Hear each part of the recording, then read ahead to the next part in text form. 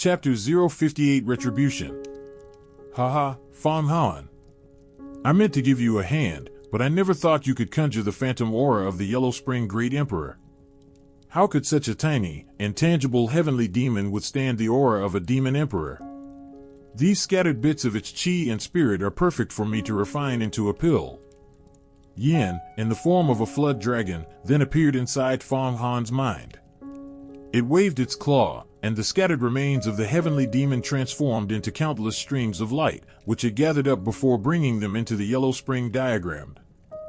Fang Han immediately sank his consciousness into the Yellow Spring diagram, and saw Yin toss the fragmented remains of the heavenly demon into the Yellow Spring River.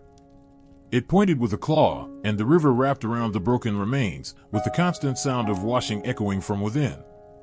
After roughly half an hour of cleansing, the river burst apart with a roar, and a green, glossy pill the size of a mung bean floated on the water's surface. How is it so small, only the size of a mung bean? Blood pills are so much larger. The difference is far too great. Is refining pills really this easy? I read in all realms that when the Yuhua sect refines pills, they need a top-grade pill furnace, numerous medicinal ingredients mixed in precise proportions, then alternate between gentle and intense heat, constantly infuse mana to remove dregs, and even then they often ruin the batch. A true disciple cannot even refine one successful cauldron of pills in months. How is your pill refining so effortless? Fang Han knew full well how difficult pill refining was. Experts of the mystic realm of divine power usually did not eat ordinary food, they only consumed pills, for the nutrition and energy in pills were extremely pure, something ordinary food could never achieve. Those who consumed pills retained their radiance and youth and never aged. The Yellow Spring diagram is essentially a giant pill furnace. It is not very useful in combat against enemies, but it refines pills at incredible speed, far more powerful than the divine tool immortal furnaces of the Yuhua sect. When the Yellow Spring Great Emperor forged this diagram long ago, it was specifically to supply pills for the sect's hundreds of thousands of disciples. In the future, when I regain my strength and you found your own sect and taking great numbers of disciples, you will absolutely need the Yellow Spring diagram. The Yellow Spring sect, with hundreds of thousands of disciples, that is even larger than the Yuhua sect, isn't it? Of course. Back in the day, the Yellow Spring sect was the #1 demonic sect, and they opened up a realm called the Netherworld. 10 disciples under the Yellow Spring Great Emperor held sway over life and death. The Yellow Spring Great Emperor even wanted to establish the path of reincarnation, so that after all living beings across heaven, earth, and the cosmos died, his disciples would immediately seize their spiritual imprints. Then, according to each person's good and evil deeds, he would arrange their rebirth and ordain the fate of every living being in existence. Good people would gain a fine fate, while evil people would suffer eternal punishment. It was precisely because of this that he incurred the jealousy of heaven and ultimately perished. To establish the path of reincarnation. Even though Fang Han was wildly ambitious, single-mindedly focused on cultivating to the mystic realm of divine power and attaining longevity through the Tao, he was still utterly shaken by the Yellow Spring Great Emperor's ambition. When a person dies, they go out like a blown-out lamp. After death, their spiritual imprint dissipates. Only under extraordinary circumstances can it be preserved, becoming an Yin ghost or similar fiend, but even those are quickly destroyed. Yet the Yellow Spring Great Emperor wanted to weave a vast cosmic net, so that the moment any living being in heaven and earth died, a disciple of the Yellow Spring sect would arrive to preserve their spiritual imprint, detain it within the Yellow Spring sect, and arrange the fate of their next life according to their good and evil deeds. What magnitude of vision was this? What an extraordinary great cause was this? What unshakable resolve was this? Those who kill and burn gain gold belts and riches, while those who mend bridges and repair roads die without even a grave to rest in. There is no justice in this world. Even the heavenly Tao does not distinguish between good and evil. The most vicious villains live to a ripe old age, while those who do good to others die violently on the streets. Those with great power treat human life as worthless grass.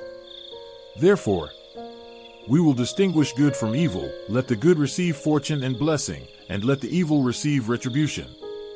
We will make every living being in heaven and earth know that the gods watch 3 feet above every head. Every move you make is seen by ghosts and gods. Even those who cultivate great magic powers and attain immortality are no exception. That is why the Yellow Spring Great Emperor sought to establish reincarnation, to carve the 2 words retribution into the very fabric of heaven and earth. Yin the flood dragon roared and bellowed. Everyone calls us demons. But what we do is open and upright, clear as the sun and moon. Everything we do is to bring retribution to this world. A life for a life, a debt repaid in full. This is the unchanging law of heaven and earth. But in this world, far too many kill without paying for their crimes, and far more owe debts and never repay. We will bring retribution to this world. Bring retribution to this world. The gods watch 3 feet above every head. The good live to a ripe old age and enjoy wealth and honor. The evil die young and violent, and suffer endless torment. Justice. Retribution. Good and evil. Was this truly the ideal of the Yellow Spring Great Emperor? The Yellow Spring sect killed living beings to refine pills and rapidly boost their strength. That is surely extremely vicious, is it not? At first, Yan's words had stirred Fang Han's blood to a boil, but he gradually calmed down and spoke up.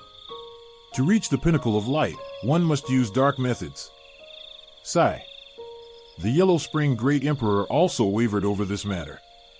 But in the end he made his decision. He said that without great destruction, there can be no great order. This is also the principle of heaven. But he failed. To reach the pinnacle of light, one must use righteous methods. Perhaps that is why the Yellow Spring Great Emperor failed. What kind of justice is justice forged with dark methods? If you yourself are evil, how can you demand others do good? Fang Han murmured, then he examined his own conscience. I have never killed a single good person in all my deeds. I beat those chief stewards of the Fang household because they bullied me beyond endurance. I returned revenge for revenge, resentment for resentment. I killed sand bandits, Xianxia, Azura, and heavenly demons because they are vicious and crave human flesh. This heavenly demon just tried to devour me, drilling into my mind. I had to kill it. All of these were things I ought to do. Lu Kang was killed by Hongi.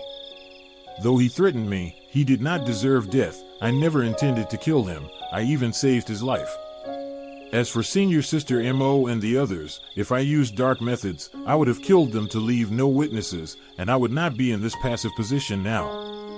I took their flying swords. First, it was for my survival. Second, they planned to ambush me, covet the demonic treasure on my person, and use me as cannon fodder.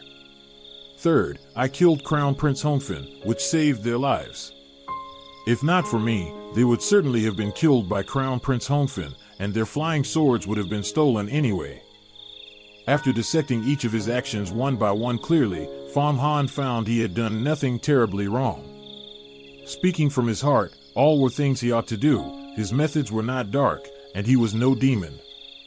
After this clear questioning of his own heart, Fang Han suddenly felt his spirit grow unobstructed. It was as if something had cleared a path through his mind, his spirit condensed, and he felt a distinct sense of glowing crystalline treasure light.